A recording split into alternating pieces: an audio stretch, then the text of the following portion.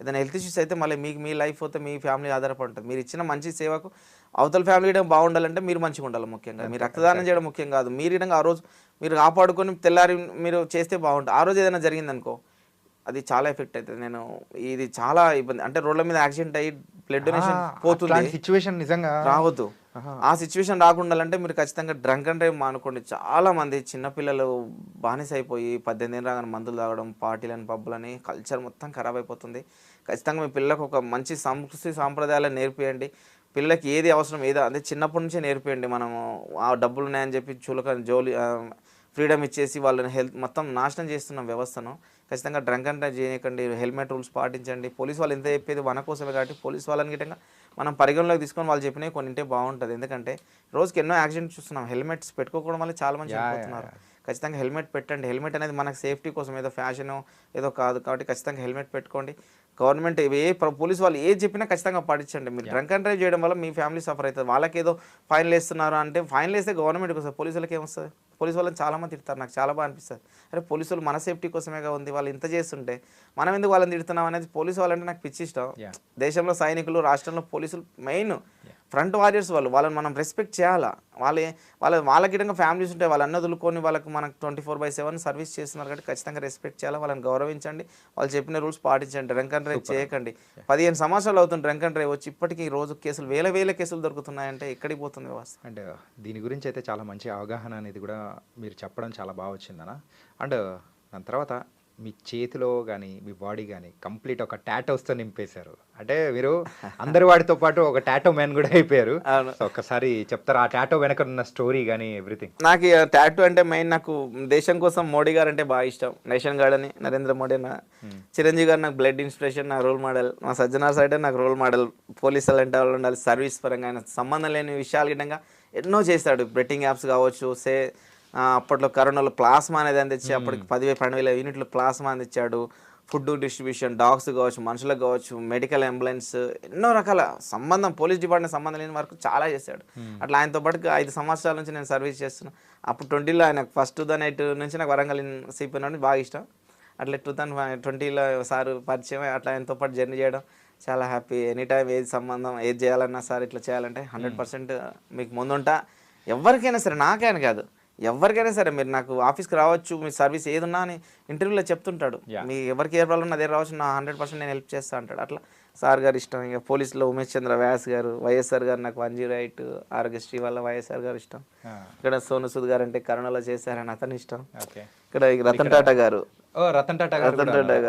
అతను అంత ఆస్తి ఉన్న విధంగా 65% డొనేషన్ పేదలకే ఇస్తున్నా అంటే అసలు ఇండియాలో ఇట్లా ప్రతి ఒక్క బిలియనర్ మిలియనర్ అంతా ఒక 10% అసలు డొనేషన్ చేస్తే అడక తినే వాళ్ళు ఉండరు మన దేశంలో. పూర్ పీపుల్ అసలు ఉండరు. అట్లా ఉండాలి సమాజం కోసం ఏదో అంత చేశాను. అలాగే కర్ణాటక పునీత్ రాజ్ కుమార్ గారు, అతను నా 48 స్కూల్స్ తెలియకుండా మెయింటైన్ చేస్తారు ఇక్కడ మా అమ్మ నాన్నగారు. అట్లా నాకు ఇన్స్పిరేషన్గా నచ్చిన వాళ్ళందరినీ టాటూ వేసుకుంటారు. పీజేఆర్ గారు అసలు ప్రజానాయకుడు అంటే పీజేఆర్ గారు. ఇక్కడ ఎస్పీ సరిత మేడం గారు మోటివేషన్స్ బాగా సరితగా. అట్లా నచ్చిన అంటే టాటూ వేసుకున్నా. అట్లా ఒక 5 years బ్యాక్ వేసుకున్నా ఇవన్నీ. ఓకే, సూపర్ అన్న.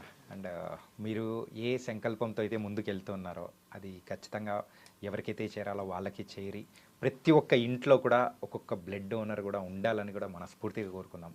అది దీని ద్వారా ఒక ఇద్దరు ముగ్గురు మారినా కానీ అది హ్యాపీ. అదే మన ఒక మోటో. సో మీరు ఇక్కడికి రావడం, ఇలా బోల్డ్ అనే విషయాలు అనేది కూడా షేర్ చేసుకోవడం అనేది కూడా చాలా హ్యాపీ అనిపించింది. Thank you so much. నేను లాస్ట్ చిన్నగా ఒక విషయం చెప్పగలుగుతాను. ఎందుకంటే నాకు నా వల్ల ఎంత అని కాదు, నేను ఇంటర్వ్యూలు ఎవరు పిలిచినా నేను ఇంటర్వ్యూ పోతాను. నా వల్ల అడిగి మరీ పోతాను. కొన్ని ఛానళ్ళకి ఏదో ఒక 10 మంది, 1000 మంది, 2000 మందికి చేరుద్ది ఏదో ఒక చిన్న, అంతే తప్ప మనకు వచ్చేదే ఉండదు. మనలాంటి వాళ్ళు అవసరం లేదు. రేపు పొద్దున సమాజానికి ఎవరి ఫ్యామిలీ వాళ్ళు చూసుకోవాలి. సమాజంలో ఒక అరగంట కేటాయిస్తే సరిపోద్ది. సమాజం కోసం మొత్తం జీవితాన్ని త్యాగం చేయాల్సిన అవసరం లేదు సిచ్యువేషన్లో. కాబట్టి ఎవరు చేయలేదని మన ముందుకు వచ్చాం. కాబట్టి నేను ప్రతి ఒక్కరికి వేడుకుంటున్నా. మెయిన్గా యూట్యూబ్ ఛానల్ అందరికీ ఏదో బెట్టింగ్ ఏమైనా చాలా చేస్తున్నారు. కొంచెం సమాజం కోసం మీరేటంగా కొంచెం మీ ఛానళ్ళలో కింద స్క్రోల్గా ఇచ్చిన చాలు. ఈ బ్లడ్ డొనేషన్ కావచ్చు, ఐ డొనేషన్ కావచ్చు, కింద రెగ్యులర్గా స్క్రోల్ అవుతుండాలి. కింద ఒక రో బ్లడ్ డొనేషన్ చేయండి, ఆర్గానిక్ బ్లైండెడ్ అయితే organ donations, eye donations, body డొనేషన్స్లా కొటేషన్ ఇస్తే బాగుంటుంది. నేను ప్రతి ఒక్క ఛానల్ మీ ఐ డ్రీమ్ ఛానల్ ద్వారా నాకు ఈ అవకాశం ఇచ్చినందుకు అందరికీ నేను విజ్ఞప్తి చేస్తున్నా. జీవిస్తూ రక్తదానం, మరణిస్తూ నేత్ర అవయవ దేహదానం చేద్దాం, చనిపోయి కూడా మరికొంతమంది జీవితాల్లో వెలుగునిద్దాం అనే ఉద్దేశం కోసం నేను పనిచేయడం జరుగుతుంది. ఆ విధంగా నాకు ఇన్ని రకాలుగా నాకు 18 సంవత్సరాలు 16 సంవత్సరాలకు సపోర్ట్ చేస్తున్న ప్రతి ఒక్క రక్తదాతల మిత్రులందరికీ నేను ధన్యవాదాలు తెలియజేసుకుంటున్నాను. నాకు ఏ అవసరం వచ్చినా సాధ్యమంతవరకు డోనర్స్ ఇస్తున్నారు, క్యాంప్స్ అన్నీ చేస్తున్నారు, పోలీస్ వాళ్ళు సహకరిస్తున్నారు వాళ్ళకి విధంగా. అట్లా నాకు సహకరిస్తున్న ప్రతి ఒక్కరికి నాకంటే నాకు వచ్చేది ఏం లేదు, మనం సమాజం కోసం చేస్తున్నాం కాబట్టి నాకు సభ చేసి నేను సమాజానికి ఇస్తున్నా కాబట్టి అందరూ ఈ విధంగా సమాజానికి ఎవరు సాధ్యమైనంతలో వాళ్ళు చదువుకున్న వాళ్ళకి ఏదైనా హెల్ప్ అంటే చేయండి, హాస్పిటల్ ఉన్న హెల్ప్ చేయండి, సాధ్యమని హెల్ప్ చేయండి. 10 రూపాయలు 100 రూపాయలు 500 అట్లా అంటే జెన్యున్గా చేయండి. ఏదైనా వెరిఫై చేసి చేయండి. ఎవరో పెట్టగానే మీ ల్యాబ్లో పెట్టారని అక్కడ అలాంటివి చేయకండి. చాలా ఫ్రాడీలు జరుగుతున్నాయి కరోనా నుంచి. కాబట్టి అవసరం నాకు తెలుసుకొని మన ఇంటి పక్క వాళ్ళకు అయితే మన ఊర్లో ఇంతమందిలో ఎవరికైనా మన ఊరు వాళ్ళని తలా ఇంత చందా వేసుకొని చేసినా హెల్ప్ అవుతుంది. కాబట్టి ఖచ్చితంగా ఇలాంటి అవేర్నెస్ ప్రతి ఒక్కరికి రావాలి. మనం పిల్లలను చిన్నప్పటి నుంచే ఇలాంటివి అందరికీ అవేర్నెస్ చేయండి. ఎందుకంటే రేపు పొద్దున మనం నేర్పించలేము. చిన్నప్పటి నుంచే వాళ్ళకి నాటితే వాళ్ళకి మైండ్లో ఉండిపోతుంది సేవ అనేది, సమాజం అనేది, మనం అని. కొంచెం మీ ఛానల్ త్రూ అందరినీ వేడుకున్నా రక్తదానం చేయండి, ఆరోగ్యంగా ఉండండి. Thank you. మీ అందరి వాడు. మీరు చేసే క్యాంపెయినింగ్లో మేము కూడా భాగమవుతామని మనస్ఫూర్తిగా కోరుకుంటున్నాము. So thank you so much అన్న. అలాగే అందరికీ జూన్ 14 ప్రపంచ రక్తదాతల దినోత్సవం సందర్భంగా అందరికీ రక్తదాతల దినోత్సవ శుభాకాంక్షలు. ఖచ్చితంగా రక్తదాత ఇప్పటివరకు రక్తదానం చేయని వారు ఉంటే రక్తదాతల దినోత్సవం రోజు కార్ల్ ల్యాండిస్టర్ ఆయన బర్త్డే జన్మదినం మన 2004 నుంచి ప్రపంచవ్యాప్తంగా జరుపుతున్నాం. ఆ రోజు రక్తదానం చేసిన అందరికీ ఏదో ఒక గిఫ్ట్ ఇవ్వడం కానీ చేస్తుంటారు. ఆ రోజున వెళ్ళి ఖచ్చితంగా మీరు బ్లడ్ బ్యాంక్లో డొనేషన్ చేసి ఒక కొత్త కార్యక్రమాన్ని శ్రీకారం చుట్టాలని వేడుకుంటున్నాను.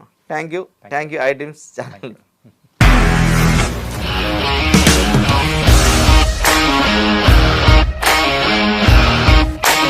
ఇండస్ట్రీలో కమిట్మెంట్ ఇష్యూస్ వస్తే నీకు కూడా వచ్చినట్టు మార్నింగ్ తీసుకెళ్ళాలంటే కొట్టి పడేస్తాడు.